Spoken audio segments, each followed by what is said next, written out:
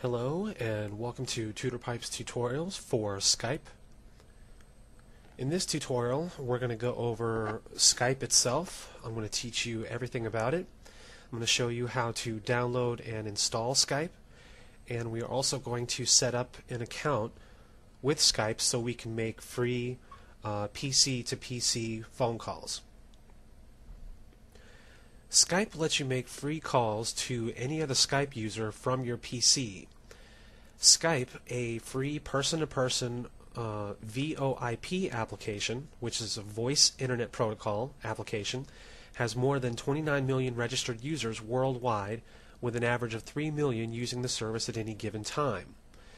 Perhaps more significantly, Skype Out, the company's first premium service allowing users to make calls to regular telephone numbers, has surpassed 1 million subscribers since its introduction in July of 2004.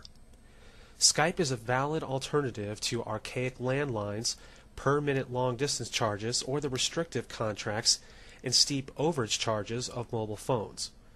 But the idea of using a PC to make telephone calls is overwhelming for some. This tutorial shows you how to get the most out of Skype. Whether you're a new user or you are a seasoned pro, you'll get more from your service with these simple tips. To download Skype, the first thing that we need to do is go to Skype's website, and you can access the website by opening up your favorite internet browser, and in the URL address just type in www.skype.com. Okay, and if you just want to skip the main page, you can just type skype.com/downloads.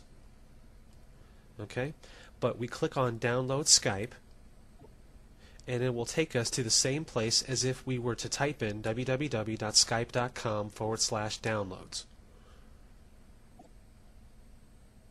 Okay.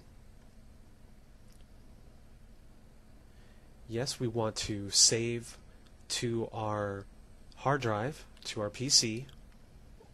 And of course, you want to make sure that you have the minimum system requirements to run Skype. Now, the minimum system requirements are: you must have a 400 megahertz processor, you have to have at least 128 megabytes of RAM, 10 megabytes of free disk space on your hard drive, sound card, speakers, and a microphone, obviously, and you have to have an internet connection. Okay, now this internet connection can be dial-up or any of the broadband services commercially available. Now, when you have dial-up, though, you have to make sure that the minimum speed that you have is 33.6 kilobytes per second. Okay, and unfortunately, the majority of dial-up connections out there are only 28.8 kilobytes per second, not 33.6. So double check with your internet service provider. They can tell you for sure or not whether you can run this type of software or whether or not you have that type of speed available to you. It doesn't matter where you download the Skype execution or the Skype installation file to, but it does matter exactly where you install it. Okay, there's a difference between downloading it from the website and installing it. Right now we're just downloading it.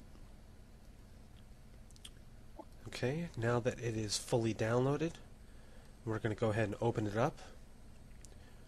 Now this is just a warning telling me that this is an exe file, which some exe files have viruses, and I trust this website, so I'm going to go ahead and ignore the warning.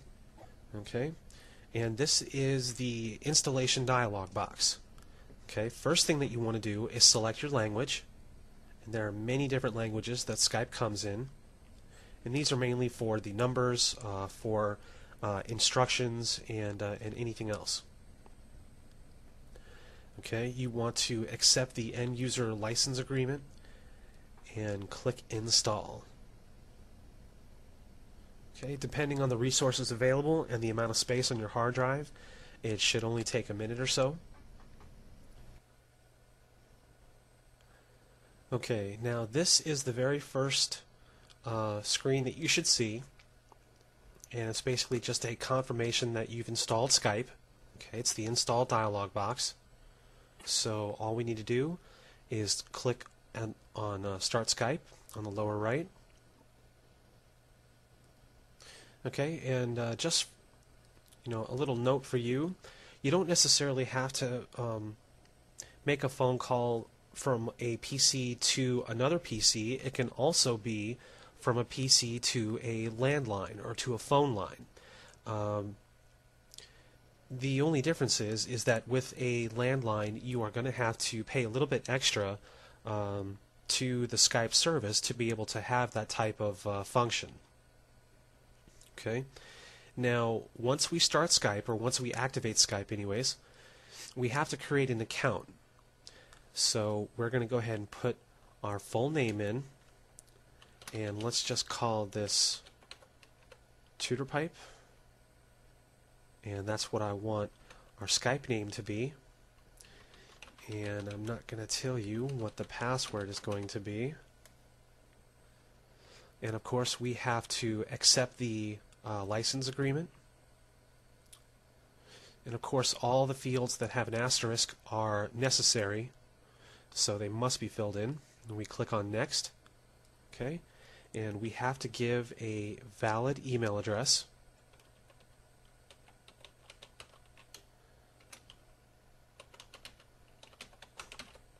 Okay. Now we don't want any advertisements or special offers. And we are in the United States. And you can put the city if you want. And you can also have Skype start immediately, or sign in immediately as Skype starts. So we will go ahead and sign in.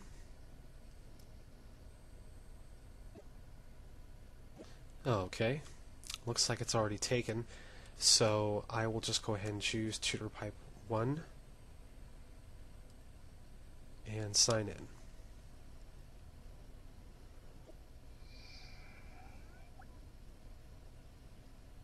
Okay. Here is our getting started little tutorial. We're just going to go ahead and close that. And this is the main window of the Skype interface. Okay. So congratulations, you have successfully downloaded, installed, and created an account with Skype, and right now you are all set to go. So by now you should have intermediate knowledge on what Skype is and what it's all about, and you should be able to download and install Skype as well as create an account. So thank you very much for watching TutorPipe's tutorials.